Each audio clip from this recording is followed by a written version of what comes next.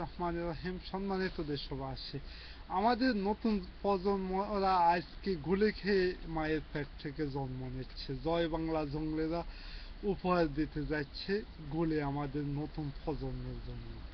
সম্মানিত দেশবাসী, আপনারা এখন উপযুক্ত সময় দেখুন, চিন্তা করে ভেবে দেখুন আমাদের নতুন প্রজন্মের জন্য কত ভাঙ্গা, কত লাঞ্ছিত বাংলাদেশ আমরা রেখে যাচ্ছি।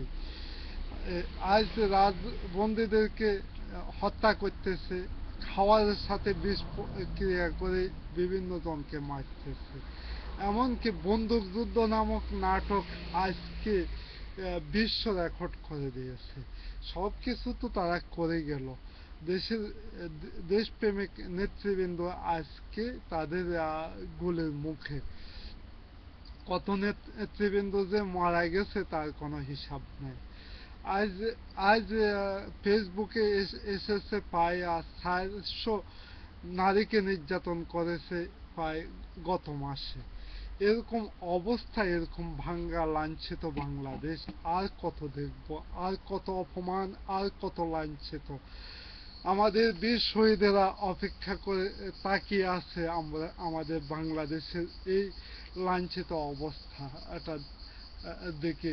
কিন্তু তারা যদি বেঁচে থাকতো তারা কি ভাবতো, কি জন্য তারা এই রক্ত দিয়েছে?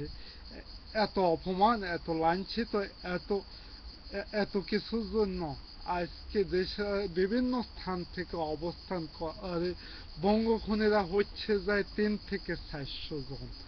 তারা এই দেশের এই প্রান্তে থেকে ওই প্রান্তে, এই ধার থেকে ওই ধার যায় বাংলাদেশ দেশপ্রেমিক নাগরিকদেরকে হত্যা করতেছে। এমনকি কাউকে গুম করতেছে, অনেক কিছু। আর আর জল্লাদদেরকে নিয়োগ করা হয়েছে বিচারক হিসাবে।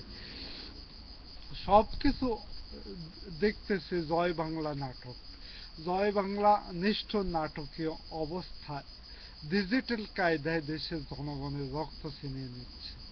সম্মানিত নেতৃবৃন্দ, আমরা আমরা আগামী নির্বাচনে আমাদের নেতৃবৃন্দরা আসতেছে প্রায় 2000 থেকে 2500 উচ্চ পদস্থ নেতৃবৃন্দ, পৌরসভা মেয়র, এমনকি সংসদ সদস্য, মহিলা সংসদ সদস্য, উপজেলা চেয়ারম্যান, উপজেলার ভাইস চেয়ারম্যান, এরা আসতেছেন উচ্চ লেভেলে নেতৃবৃন্দ।